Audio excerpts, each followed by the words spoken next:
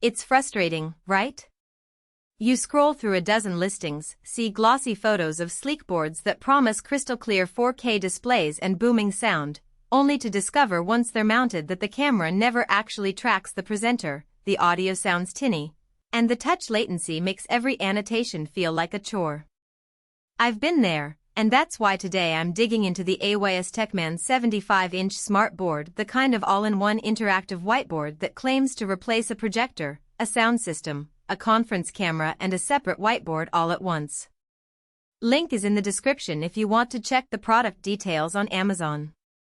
First off, the biggest hesitation most people have with a unit this size is whether the built-in speakers and microphone array can actually handle a medium-sized conference room or a busy classroom without needing an extra soundbar or external mic. The board ships with two 15-watt speakers, which on paper sounds decent, and it adds an 8-mic array with AI-driven autoframing.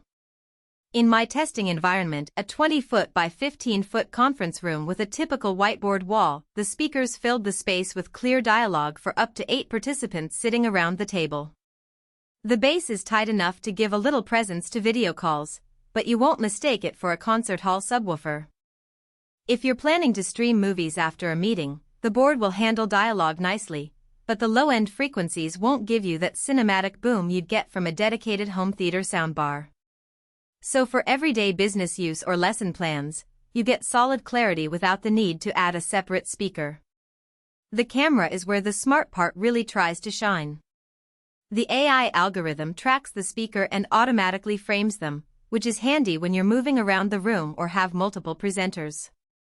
In practice, the auto-framing works best when the presenter stays within a roughly 3-meter radius of the board. If you wander too far to the side, the camera struggles and the framing jumps, which can be distracting in a live Zoom call.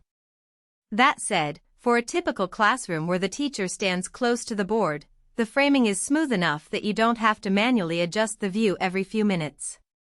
The 8 microphones pick up speech from most corners of the room, but they also tend to capture ambient noise. A sudden cough or a door slam can briefly trigger the voice activation feature.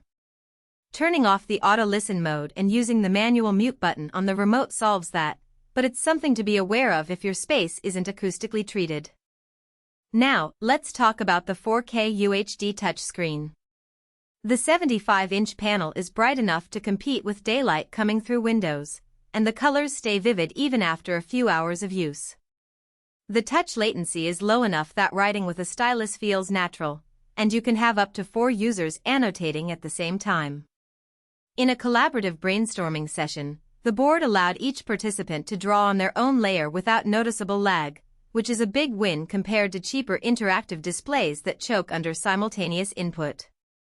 The Android 14 OS feels familiar. You can install standard apps, open Chrome, or launch a dedicated education suite straight from the home screen. There's a slight learning curve when you first switch from a Windows-based system because the settings are nested in Android menus, but once you get used to the gesture shortcuts, navigation is swift. Who should actually consider buying this thing?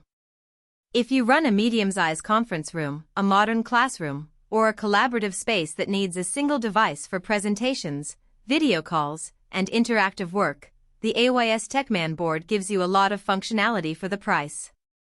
It replaces the need for a separate projector, a wall mount mic, and a basic whiteboard, which can simplify cable management and reduce the number of devices you have to maintain.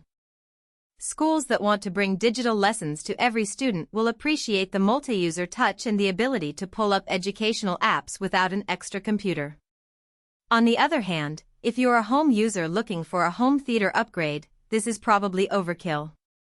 The 75-inch screen is a great size for a living room TV, but the built-in speakers won't deliver the deep bass and surround immersion you'd expect from a dedicated soundbar and subwoofer pair.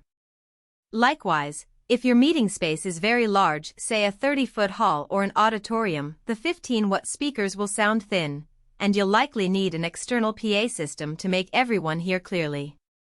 And if you simply need a portable whiteboard for occasional brainstorming, the heavy, wall-mounted design could feel too permanent and costly. A practical weakness that shows up in real use is the remote control. It's a small, generic-looking device that feels a bit flimsy, and the button layout isn't intuitive. You end up pressing the power button more often than you'd like because the board's standby mode can be overly aggressive, pulling the screen into a low power state after a few minutes of inactivity. The remote also lacks dedicated shortcut keys for common actions like mute mic.